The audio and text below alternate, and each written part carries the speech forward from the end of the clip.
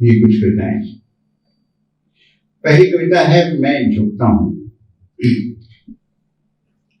दरवाजे से बाहर जाने से पहले अपने जूतों के तस्मे बांधने के लिए मैं झुकता हूं। दरवाजे से बाहर जाने से पहले अपने जूतों के तस्मे बांधने के लिए मैं झुकता हूं।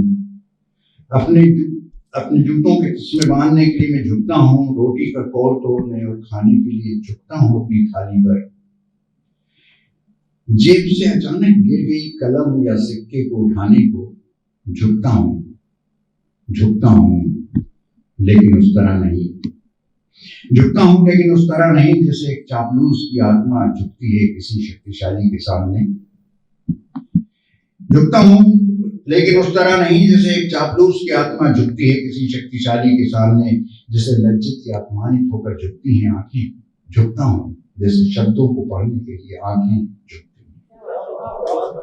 झुकता हूं जैसे शब्दों को पढ़ने के लिए आंखें झुकती हैं।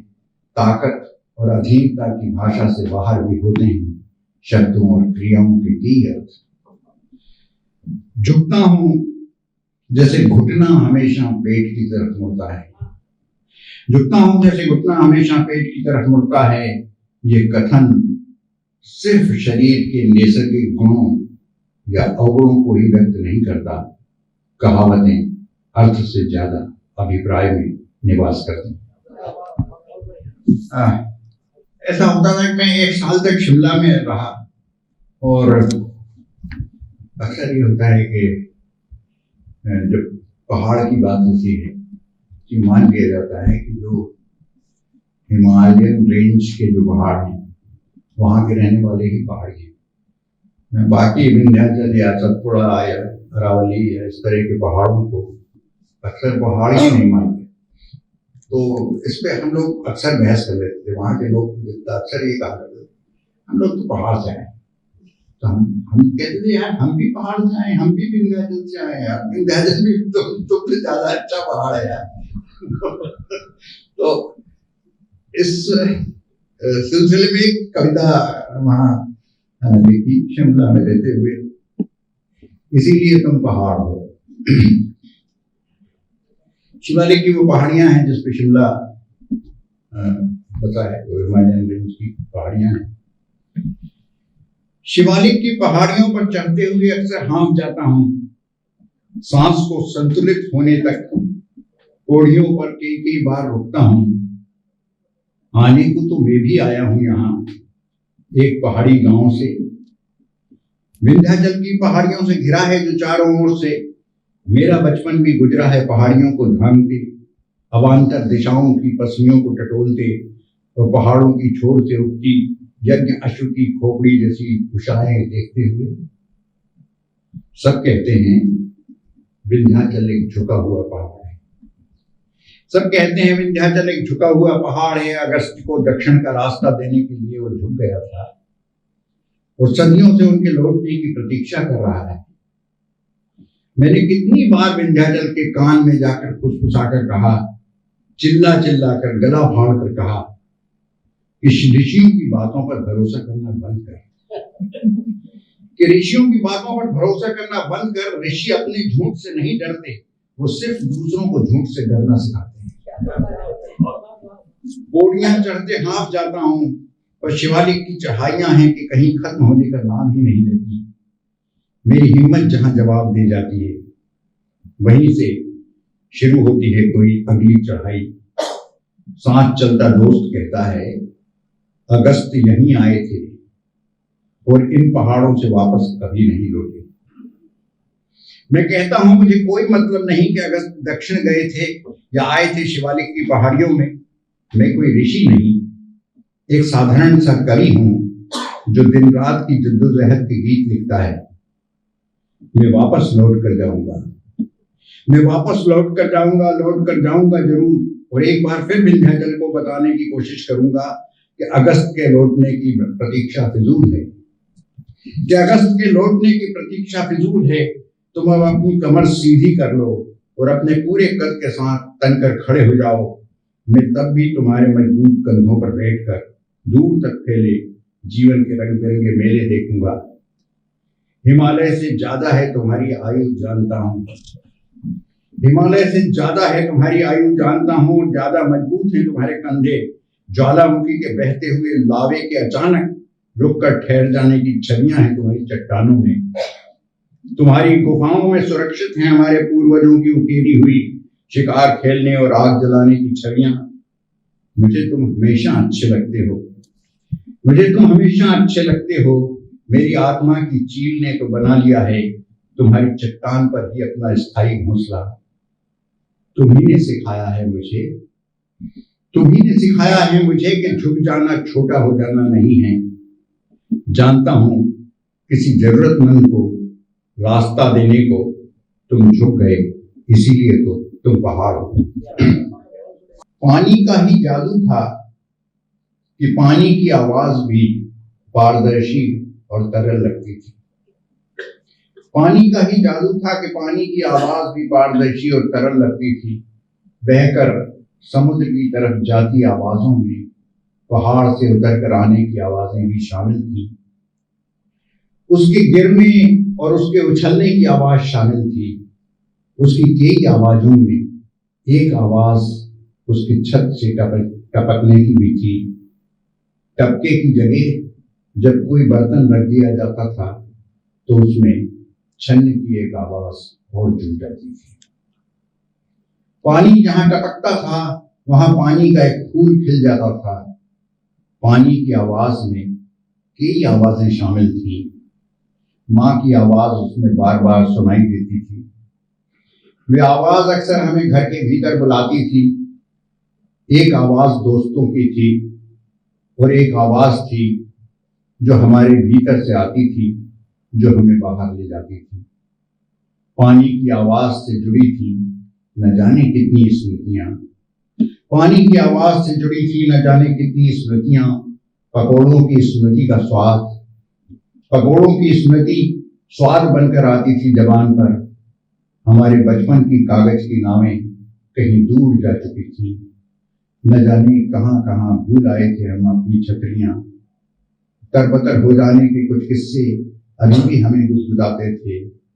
रात जब नींद से भारी होने लगती थी आंखें, रात जब नींद से भारी होने लगती थी आंखें, कहीं दूर से बुलाती थी हमें पानी की आवाज। फिर धीरे धीरे हमारे सपनों में शामिल हो जाती थी पानी की आवाज। थकी हारी लौटी है वो अभी ऑफिस से अभी, थकी हारी लौटी है ऑफिस से अभी। टिफिन बॉक्स को रसोई में रखती है, मुंह पर पानी के छींटे मारती है। बाहर निकल आई लट को वापस खोंचती है बालों में।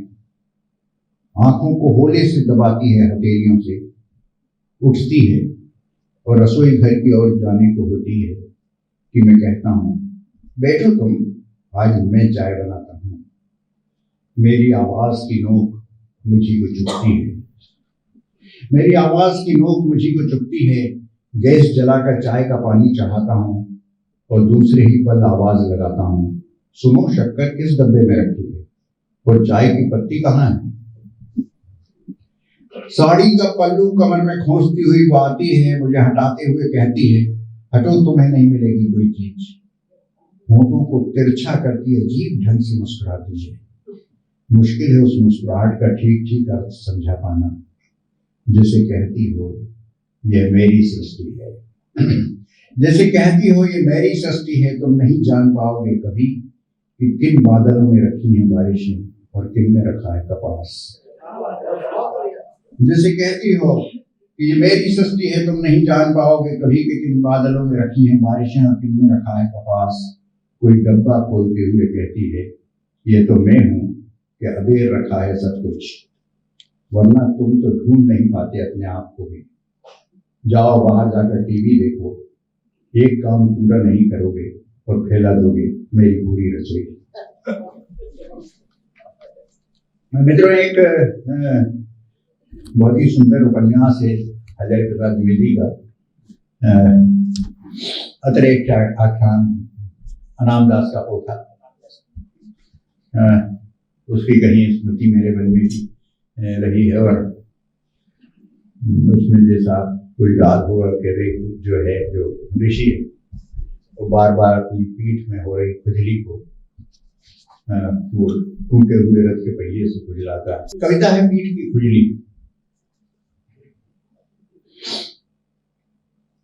अभी अभी लौटा हूं सारे काम धाम निपटा कर, रात का खाना खाकर, अभी अभी कपड़े बदल कर घुसा हूं होटल के बिस्तर में, और रह रहकर पीठ में खुजली हो रही है, और रह रहकर पीठ में खुजली हो रही है, रह रहकर आ रही है इस समय तुम्हारी याद। काम आ सकती थी जने हुए इस समय, काम आ सकती थी जने हुए इस समय, पर उसे तो बहुत पहले ही छोड़ आया पैतृक घर की खूंटी पर। कोई बैलगाड़ी भी नहीं यहाँ के जिसके पहिए से टिक कर खुजला लूं अपनी पीठ। जहां तक जा सकता है ले जाता हूं खींच कर पीठ पर अपना हाथ, लेकिन ये नामुराद खुजली हर बार और आगे खिसक जाती है मेरे हाथ की पहुंच से। मेरे हाथ के हद के आगे से शुरू होती है तुम्हारी हथेली की याद, मेरे हाथ की हद के आगे से शुरू होती है तुम्हारी हथेली की याद। याद ने भी क्या कारण खोजा है घर से इतनी दूर इस गुलाबी शहर में। अबू हसन कहता है, ये सीरीज का नाम है और इसमें पहली कविता है। अबू हसन चांद के माथे का खून पहुंच रहा है। एक रात सपने में किसी ने कहीं से एक पत्थर सन्नाया और चांद का माथा फोड़ डाला। खून से भर गया आसमान। कस्बे के नजूमी अबू हसन ने कहा, ये किसी तानाशाह की पैदाइश का इशारा है। और जगह जगह चौपायों के बहाने आदमियों का कत्लेआम शुरू हो गया। अबू हसन ने कहा, हिटलर के जूते किस संग्रहालय में रखे हैं उसे नहीं पता, लेकिन जाकर देख लो, उनकी चमक बढ़ गई होगी। संडास में बैठा मुसोलिनी हंस रहा होगा। लाखों लोग पलक झपकते ही अपनी रोजी रोटी खो देंगे। चूल्हों में आग नहीं होगी, तवा उल्टा रखा होगा। परिवार की बूढ़ी औरत कहेगी, यह अपशगुन है। तुमने एकदम ठीक कहा माई, तुमने एकदम ठीक कहा माई, कहेगा अबू हसन। भूख दहरी तक आ गई है धुंधला मचाने को। अर्थव्यवस्था की रीढ़ टूट चुकी है। अपने चकनाचूर सपनों पर खड़े लोगों के पांवों में उसकी किरचें चुभ रही हैं और छालों से खून रिस रहा है। राष्ट्रवाद नाम का एक पागल नंगा घूम रहा है सड़कों पर, कहता है अबू हसन। इसे जानने को किसी पोथी पटरी की जरूरत नहीं है। तबाही की इबारत आसमान पर लिखी है। हताशा में राजनीति का मध्यमार्ग बार बार दाईं ओर मुड़ जाता है और हमारा वामपंथ सिमट गया है हाशिए पर। न्यायपालिका ऊपर के आदेश का इंतजार कर रही है और किसी नरसिम्हा अवतार के प्रकट हुए बिना ही चौथा खंभा फटकर गिर चुका है।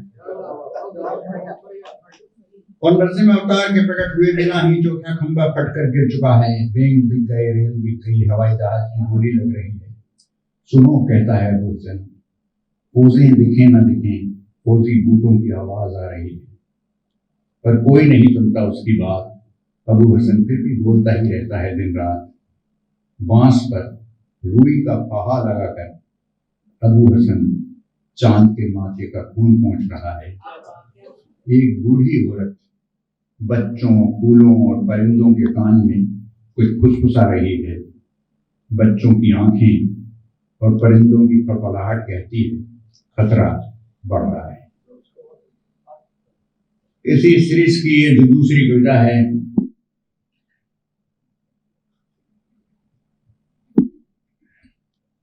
खबर में मोरों को दाना चुगाते शहंशाह की तस्वीर होगी। एक दिन ऊंट पर बैठे आदमी को एक छोटे से कुत्ते ने काट लिया।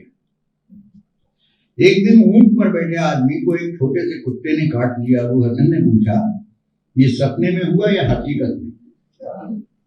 लोगों ने एक दूसरे की तरफ देखा और सबने लगभग एक साथ कहा, हमें नहीं पता, हमने तो दूसरों से सुना है और दूसरों ने दूसरों से। अबू हसन ने कहा, अब खबरें इसी तरह बनेंगी। अबू हसन ने कहा, अब खबरें इसी तरह बनेंगी, अन्याय होगा पर अन्याय की खबर नहीं होगी। सड़कों पर होंगे लोग, हवाएं गूंज रही होंगी नारों से, पर उसकी खबर कहीं नहीं होगी। रोजी रोटी खो चुके लाखों लोग सिर पर अपनी गृहस्थी उठाए भूखे प्यासे नंगे पांव वापस अपने गांव लौट रहे होंगे, पर खबरें नहीं होंगी। खबरों में असल खबरों के लिए जगह ही नहीं होगी, सिर्फ मोरों को दाना चुगाते शहंशाह की तस्वीर होगी। खबरों में असल खबरों के लिए जगह ही नहीं होगी, सिर्फ मोरों को दाना चुगाते शहंशाह की तस्वीर होगी। दुनिया जब किसी महामारी से जूझ रही होगी, एक सनकी शहंशाह देसी कुत्तों को पालने और खिलौने बनाने वाले लोगों के बारे में। दुनिया जब किसी महामारी से जूझ रही होगी, एक सनकी शहंशाह देसी कुत्तों को पालने और खिलौने बनाने के बारे में लोगों से बात कर रहा होगा। न्यायाधीश 50 लाख किसी मोटरसाइकिल पर बैठकर फोटो खिंचवा रहा होगा और उंगली उठाने वालों को अपराधी करार दे दिया जाएगा। आपदा सत्ता बचाने के अवसर में बदल जाएगी। मूर्तियों के पेट में चला जाएगा देश का सारा धन। बंदरों के हाथ में उस्तरे होंगे और लोग अपनी खोपड़ी बचाते भागते फिरेंगे। अबू हसन कहता है, क्या फर्क पड़ता है? अबू हसन कहता है, क्या फर्क पड़ता है कि ऊंट पर बैठे आदमी को कुत्ते ने सपने में काटा या हकीकत में? सपने और हकीकत और हकीकत और सपने को हकीकत और हकीकत को सपना बनाने में सिर्फ थोड़े से झूठ की जरूरत होती है। शहंशाह सोचता है और मन ही मन हंसता है। अबू हसन की बात कौन मानता है? और ये इस सीरीज की तीसरी कविता है। इसमें एक फिरदौसी का एक शाहनामा करके किताब है। उसमें एक जहाक नाम की एक शहंशाह की एक बहुत ही दिलचस्प कहानी है, जिसके दोनों कंधों पर अजदहे अजगर जैसे उगे हुए थे और उन्हें हर दिन आदमी के भेजे को खाने की जरूरत पड़ती थी, इसलिए उसके लिए आदमियों को मारा जाता था और उनका भेजा उसे खिलाया जाता। तो ये एक कहानी उसमें है। फिर उसको शहंशाह ने पूछा उससे कि इसका क्या मतलब है वगैरह वगैरह। तो ये तीसरी कविता है इस सीरीज की अंतिम कविता। शहंशाह के कंधों पर दो अजदहे रहते हैं। पहले वे सफेद प्यादा आगे बढ़ाता है, फिर बिसात के दूसरी तरफ आकर काला घोड़ा उठाता है और ढाई घर चलता है। शहंशाह खुद के साथ खुद ही शतरंज खेलता है। शहंशाह खुद के साथ खुद ही शतरंज खेलता है। अबू हसन कहता है, उसे हारना पसंद नहीं। सफेद जीते या काले मोहरे, जीतता हर बार शहंशाह है। वह अपने खिलाफ हारता है और अपने खिलाफ ही जीत जाता है। कोई दूसरा उसकी मुखालफत करे उसे बर्दाश्त नहीं। अबू हसन कहता है, शहंशाह के लिए पूरा मुल्क ही एक बिसात है। वह कैसलिंग करके अपना किला बनाता है, फिर जब चाहता है किसी भी प्यादे को बढ़ाकर वजीर बना देता है। बढ़ाते बढ़ाते एक प्यादे को एक दिन राष्ट्रीय कोषागार तक ले जाता है। राष्ट्रीय कोषागार के दरवाजे पर खड़ा कुबेर अपनी बड़ी सी टोन के बावजूद झुककर शहंशाह को कोर्निश बजाता है और खजाने की चाबी सौंप देता है। देश की संपत्ति अब शहंशाह की संपत्ति है। देश की संपत्ति अब शहंशाह की संपत्ति है। लोग चिल्लाते रहते हैं, वे बांसुरी बजाता निकल जाता है। अबू हसन कहता है, ये मुल्क शहंशाह की 64 खानों की बिसात है या 64 कलाओं का हरम। तुम्हें जो समझना हो समझो, उसे कोई फर्क नहीं पड़ता। एक दिन वे अपना काला प्यादा बढ़ाता है और उसे न्यायाधीश की कुर्सी पर बिठा देता है। न्याय की देवी आंख पर बंधी पट्टी की निचली कोर से झांकती न्याय की देवी आंख पे बंधी पट्टी की निचली कोर से झांकती है और उसके हाथ का तराजू डगमगा जाता है। प्यादा हड़बड़ाता है। फैसला लिखते लिखते हाथ में कलम कांप जाता है। तभी एक कारिंदा चुपके से प्यादे को उसके काले कानूनों की बही दिखाता है। प्यादा पिघल कर कुर्सी में धंस जाता है। फिर दर्जन भर अगरचे मगरचे चुनाचे के साथ शहंशाह जैसा जैसा चाहता है प्यादा फैसला सुना बन जाता है।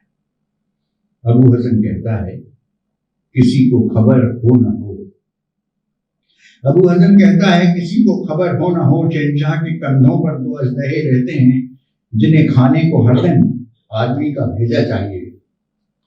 लोग जब शहंशाह की तालीम का मजाक उड़ाते हैं अजदहे मुंह निकाल कर आंखें तरेरते हैं। सैनिक मुल्क के आला दिमागों को पकड़ कर लाते हैं और अजदहों को सौंप देते हैं। फिर नालंदा हो या तक्षशिला सब पुरातत्व की मिसाल बन जाते हैं। अबू हसन बताता है कि शहंशाह ने अभी एक रात एक सपना देखा। सपने का मतलब जानने को उसने मुल्क के तमाम नजूमियों को गुप्त रूप से दरबार में बुलाया था। एक ज्योतिषी ने जान का जोखिम उठाकर उसे बताया था कि शहंशाह, इस सपने का तो एक ही मतलब निकलता है कि आपकी हुकूमत के दिन बहुत कम रह गए। सुनते ही शहंशाह के प्यादे ज्योतिषी पर टूट पड़े और धकिया कर ज्योतिषी को बाहर ले गए। शहंशाह ने गुस्से में बिसात को उलट दिया। सारे मोहरे फर्श पर बिखर गए। ज्योतिषी के घर वाले कई दिनों से उसको ढूंढ रहे। रात किसी का घर नहीं।